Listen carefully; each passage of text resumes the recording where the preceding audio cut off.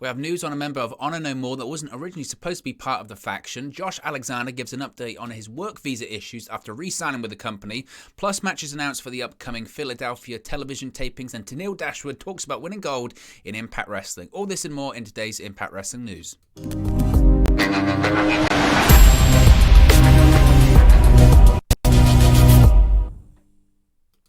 Hey guys, welcome back to Wrestling News 365. Hope everyone is doing very well. As always, there are plenty of news stories to get into today. So let's start off talking about Honor No More and talking about Vincent from Honor No More. Yes, because following Ring of Honor Final Battle and many Ring of Honor talents becoming free agents, Impact Wrestling kicked off an angle featuring former Ring of Honor stars invading the company. That was at the Hard to Kill pay-per-view in January.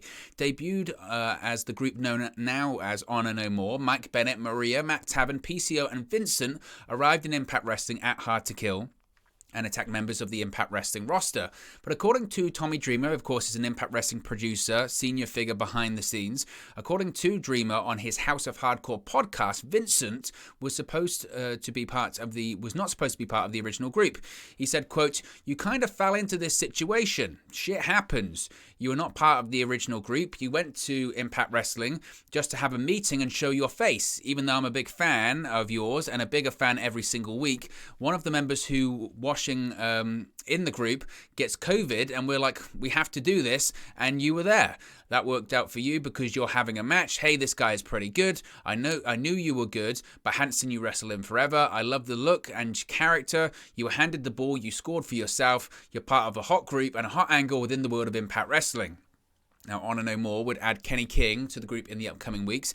Eddie Edwards was also joined the group, turning his back on Impact Wrestling and feeling slighted by the company. So this is quite an interesting kind of situation. It's one of those interesting situations where it's just fascinating to know how these kind of creative scenarios work out. As Vincent wasn't even supposed to be part of Honor No More. He was just backstage for a meeting with people after, of course, Ring of Honor had closed down. I think with like a lot of people. And whilst Tommy Dreamer doesn't explicitly say this, when he says that someone in the group got COVID and we're like, we need the person to come in to do it, I would assume that person... And I'm always a bit uncomfortable, guessing people's medical history and guessing what's going on with people in, medically or with COVID or anything like that. But from what Tommy Dreamer is kind of saying there, it would appear that maybe Kenny King was supposed to be part of that original invading angle at Hard to Kill, that invading kickoff to the angle, whatever you want to call it. And he obviously tested positive for COVID because when did he come in? A couple of weeks later. That's the kind of the timeline when it comes to coronavirus, isn't it? So I think that makes a lot of sense there. I'm a fan of Vincent. I think he's, like Tommy Dreamer said, he's got a unique look, a different look. He was the only one, to be honest, in that group. I mean, PCO was he's a bit of an oddball, but he's kind of on the fringes of Honor No More anyway. He's still, whilst he's involved in the group, he kind of does his own thing, hence why he's been having this feud with Jonah, and I thought their match at Sacrifice was just great. I thought it was a real great modern day big man match where these two guys just do crazy stuff and beat the hell out of each other, and it was tremendous. I really enjoyed that Jonah versus PCO match. But to me, even with his Ring of Honor background, I felt that Vincent was a bit of a awkward, maybe say, inclusion into the group, into Honor No More. Obviously, you can put anyone in there that was in Ring of Honor, frankly, but considering the other people in there were Mike Bennett and Maria, Matt Taven, OGK, all that kind of stuff, I felt that Vincent was maybe a bit of an odd one in there, and Kenny King does make more sense. So looking on it now, knowing what we now know, yeah, that does make sense, but I think he's done fine. I think the Ring of Honor No More angle, as I've mentioned in recent weeks, I think is going to be really tested now, considering that we know the future of Ring of Honor. I think the angle worked and seemed dangerous and seemed like an outside invading faction because we didn't know what the situation was with Ring of Honor. We knew that it had gone on hiatus. It was still owned by Sinclair Broadcasting. We knew it was going to be coming back in April with Supercard of Honor, but it wasn't going to be the Ring of Honor that we once knew. It was going to be, for all intents and purposes, a super indie, a PWG, in that no one was under contracts, really. They would come in to do these big events and TVs, but it definitely wouldn't be like it was before. It certainly wouldn't be exclusive or anything like that. So that tied into the storyline that these guys had been let go and let down by Ring of Honor, and they were looking for a cause.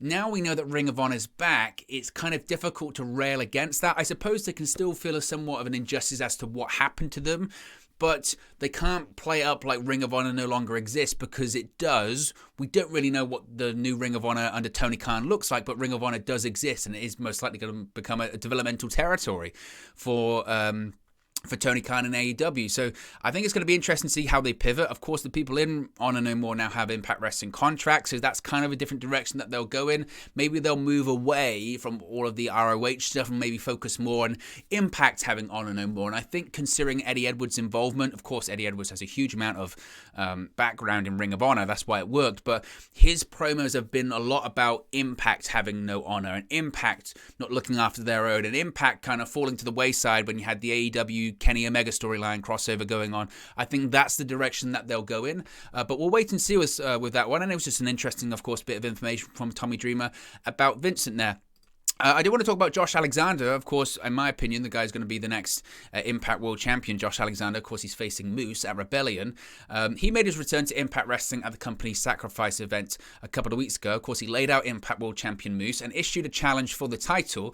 Now, we spoke about this previously. He was recently on an episode of Fightful's The List and Your Boy with Sean Ross Sapp and Jimmy Van. And he spoke about his past visa issues and contract status with the promotion. There was a lot of people when this news came out, the tweet came out from Josh Alexander having to pull out of his indie dates. Terminus was a big example of that, saying, you know, my contract's expired of Impact Wrestling, and subsequently so is my visa. A lot of people didn't buy into that, especially when Josh Alexander returned at Sacrifice. Everyone went, here we go. It was a work. It was just a work. He has stressed massively, no, this was no work, it was legitimate. He said, quotes, the visa stuff is legitimate, 100%. I've seen people comment and say, quotes, that was all a work just to make it seem more legit. Like most things in my career, it was a circumstantial thing that happened to amplify this one thing and benefit it. I would never cancel a booking, ever. That's not in me to do.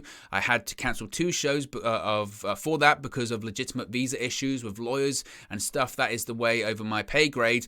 That was unfortunate. It got all handled now. I'm back in the States and have a new visa and everything else. Now, of course, he couldn't show up for Terminus and AML due to his visa issues. He had already agreed to a new deal with Impact Wrestling, allowing him to remain with the Nashville promotion. As I mentioned, Alexander will challenge Moose for the Impact World Championship at the company's Rebellion pay-per-view in New York on April 23. So I said this at the time. I really didn't feel that it was a work or anything like that, because what's there to gain? You know, I understand it was a storyline and he was sent home, but that was because of the visa issues. The storyline of him, you got to go home and call your head and all that kind of stuff, that was because his contract was expiring, and because of his contract expiring and him being Canadian, his visa was expiring too. That was the situation there. He was written out of storylines for that. It wasn't to play up the storyline. I think people kind of get it the wrong way around. They go, oh, this was the storyline, so that happened to amplify. No. He was written out because of his contract issues, because of his visa issues. Once his contract expires, it happened with the Iconics in WWE. Once they were released and they are foreigners in the United States of America, they then no longer have a work visa because the company sponsored them for a work visa. That was the problem. So that's why as soon as he signs his contract, he's allowed to come back because now he's got the company to sponsor him to get the work visa. That was the situation right there. Or maybe it was just a case of it needed to be renewed. I don't know. But I never at any point felt like it was a work or anything like that, because I didn't really see what there was to gain.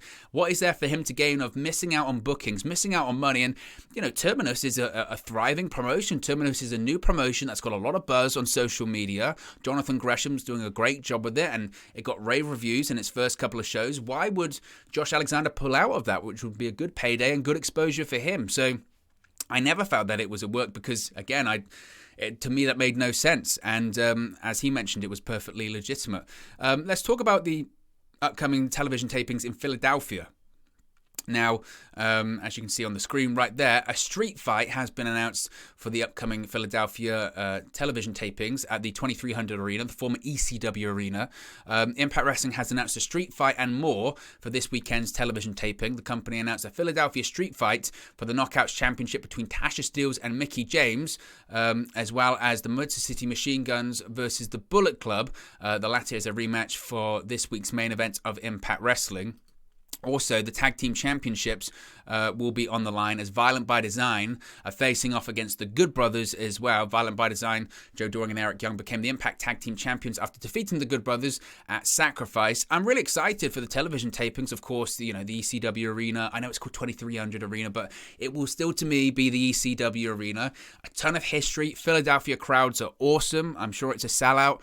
Of course, we'll be covering the news and the spoilers and whatever happens coming out of this. I think we probably will see something significant. I mean, when it comes to the World Tag Team Championship, it's been announced that it's going to be a lumberjack match. Do I expect to see a title change? To be honest with you, I think I do expect to see some title change at this television tapings because it's such a big market, it's such a famous arena, it's such a famous place that I look at some of the matches that are announced. Do I think they'll switch the tag titles again? I was surprised they dropped them in the first place, to be honest.